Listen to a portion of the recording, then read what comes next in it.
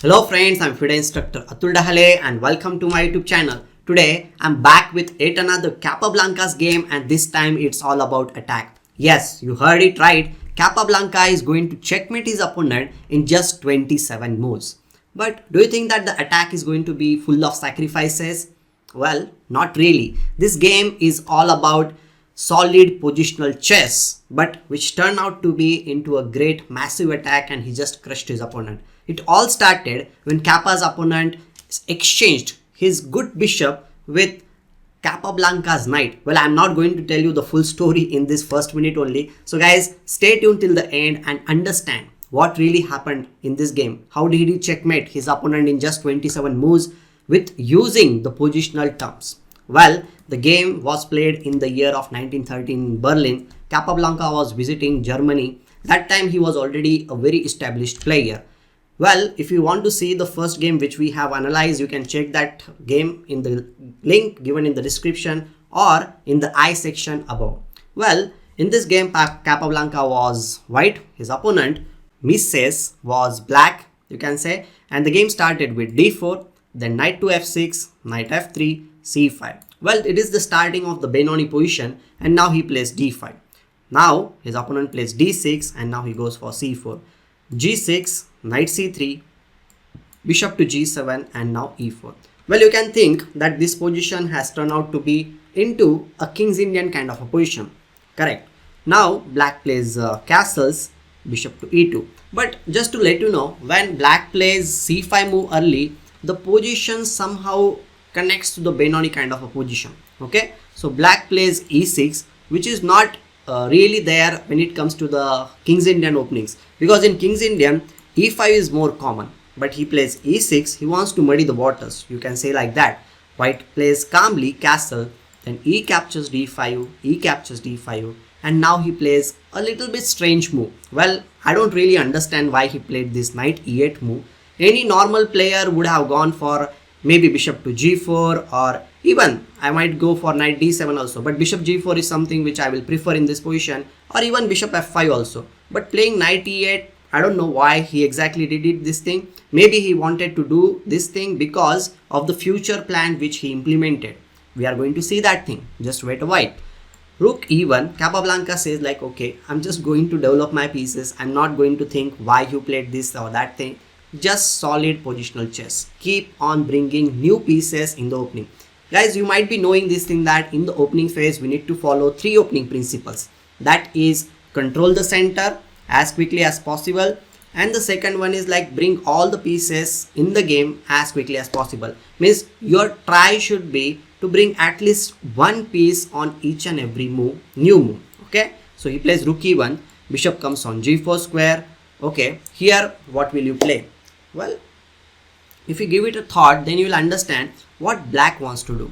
Well, in this position, black wants to capture on f3, bishop into f3 will be played. Then the knight will be jumping on not to e7 but to d7 and knight to e5. Well, that is his plan. And Capablanca understood his opponent's plan. And well, he plays knight to g5 square. His idea is to exchange this light square bishop, because in a way, if you pay attention to the color strategy, then you will understand white has the light square bishop and he has 2 pawns on the light squares and which are stuck. Okay, so the light square bishop is not going to be a great bishop for him. That's why he exchanges this light square bishop. At least he is offering that thing.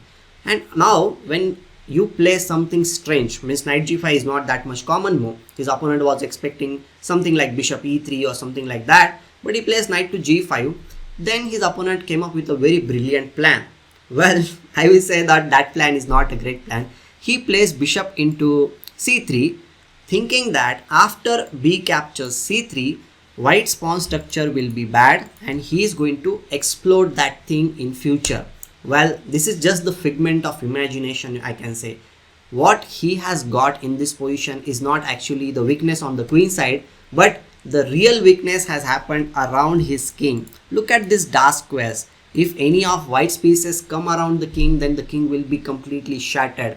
Okay, so this is a big positional mistake. And now, okay, he plays bishop into e2, queen into e2, knight g7. Maybe this was the plan why he played knight e8 in the first place. he wanted to place the knight there on g7. But as we know that the knight is not a good piece, it is not a fianchetto piece. When we play g6, the bishop belongs to g7 square, not the knight, my friend. Okay, so Capablanca says like, okay, dark squares are weakened here. The f6 is a weakness, h6 is a weakness, so he needs to open up the path for the bishop, correct? So he plays knight e4, putting some pressure on d6 pawn, as well as opening up the bishop diagonal, which can come all the way to the h6 square. Fair enough. Now his opponent plays f6.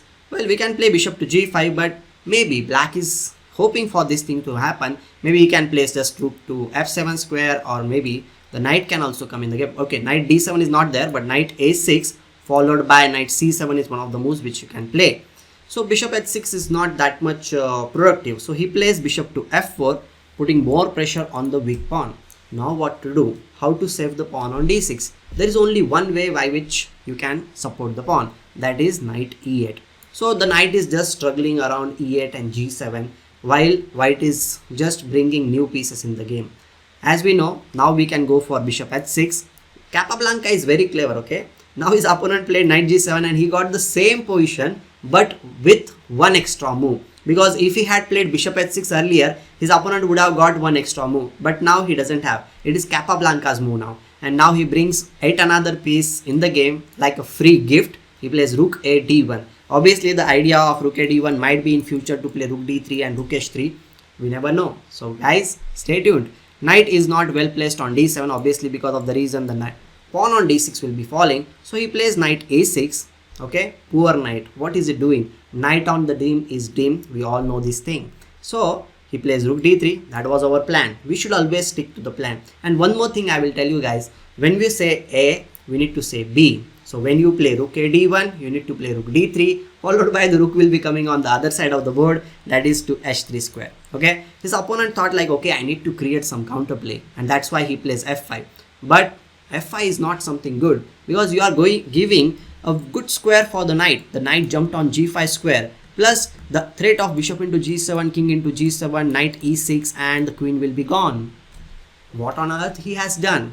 The f5 move. Well, he supports that, like protects that e6 square with knight c7. Now he's saying like, okay, I'm good.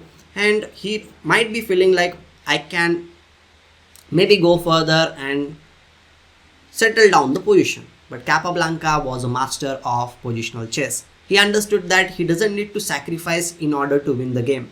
All he needs to do is like get his pieces on good squares. If your pieces are on the good square, then obviously your position will be good, and good positions always leads to some good result. So that's why he plays queen to e7 square. Well, why is he playing this move? His idea is very simple. He wants to checkmate his opponent's king. That's why he plays queen e7, and now the queen is being attacked. The idea is to just simply capture g7 knight and checkmate. Okay, so here black must capture queen into e7 and the rook arrives on the 7th rank. And we know this thing that the rook on the 7th rank is like a dream. And look at the dream of black. Okay, he dreamed about capturing on c3 and exploiting the queen side weakness with his play, but nothing really happened. Correct? So that's why they say like we need to attack, we need to plan for the attack, but which should be well founded. Okay, so knight c e8. Now he plays rook h3. Obviously the idea is very simple. Once the bishop will be capturing on g7, rook will capture on h7, and everything will be there falling apart from black side. Well, he plays f4. It is just giving up position. He plays bishop into g7, knight into g7, and now rook into h7. The knight is being attacked, so he plays knight f5. This rook is being attacked. What to do? Well, we don't need to worry. The pawn on g6 is a weakness, and that's all we need. He simply plays rook e6. Dekho, like small things he is exploiting. He exploited the small weaknesses in his opponent's camp. Now g6 cannot be prevented. He plays rook e8, thinking that Capablanca might capture on e8, but that did not happen. He played rook g6 check, king f8, and rook f7. Finally, it's a check and mate, guys. So guys, this was a beautiful game played by Capablanca. I hope you like this game. Don't forget to like this video and comment also in the comment section. We'll be meeting very soon with new game. Till then, take care and goodbye.